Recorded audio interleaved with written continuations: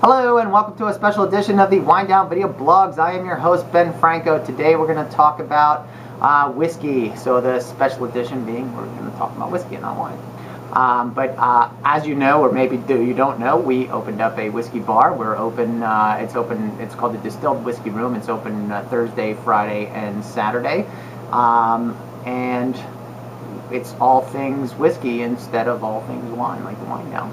So basically, we're going to talk about Scotch in particular today, but just a quick point about about whiskey in general. So whiskey in its most simplest form is basically mashing a cereal grain, fermenting it into a beer, and then distilling it into a whiskey. Okay, and when we're talking Scotch, that cereal grain is barley that we're talking about. So all Scotch is whiskey, but not all whiskey is Scotch. Okay, the thing that makes it Scotch is the fact that it comes from Scotland.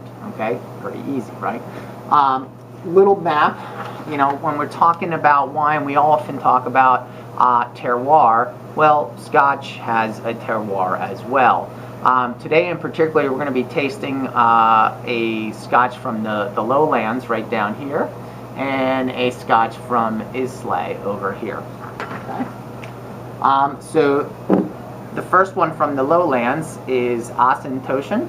Okay, and what makes it little bit differently is this Scotch is triple distilled. Most Scotches are only distilled twice.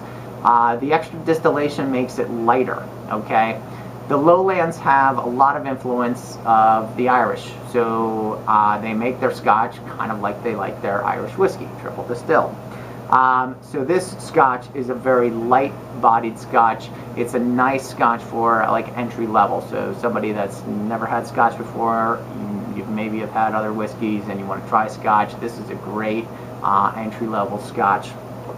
I poured a little bit into a traditional tasting glass. This is called a Glencairn glass, and same thing, kind of like wine, but we're not going to do any swirling. So we're just going to basically nose it. It doesn't necessarily need to be swirled. That kind of sometimes maybe boosts up the alcohol level and makes it more burny. So we're just going to nose it.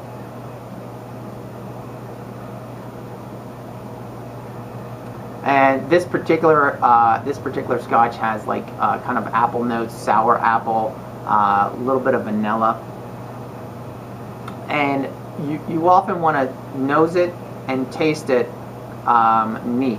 Okay, meaning no water, no ice. Okay, and after you've done that, that's when you want to start adding 2 or 3 drops of water. And what the water does is, water basically does the same thing as you swirling your wine. It instead of aerating, so the water basically helps release the trapped oils within the whiskey. It'll be hard to see, but just adding 2 or 3 drops of water, you can actually see a little oil slick kind of occur on the surface. And again, that's kind of like the oils. Again, these were in barrel for a very long time. This particular is a 12-year-old. There are other Scotches on up to 21, 24, 25-year-old Scotches. Again, trapped in that barrel for a very long time. The water helps release some of those trapped oils, aromas within that whiskey. And when you just add that little couple drops of water, what that does is it really opens it up. It releases a little bit more of that bouquet within that particular whiskey. So next, and that was from the lowlands. Next, we're going to go to Islay, which is right over here. Okay, and we're going to have a very famous Scotch that you may have heard of or not. And this is a Lafroig. Okay. And again, we talk about terroir. So in Islay, peat is, you've heard of peat moss. Well, there's peat kind of everywhere in Islay as part of the terroir. And they do some of the roasting of the barley over this peat. which is part of what this Islay is, and these aromas that you'll get within the Laphroaig is part of that terroir in Islay.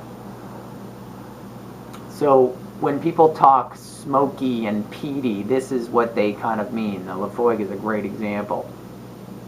So smoky is a good term. I kind of often will put in meaty, like kind of meaty, bacony, smoked Lebanon bologna. Like is like the smell and what really just hits me when I smell Laphroaig.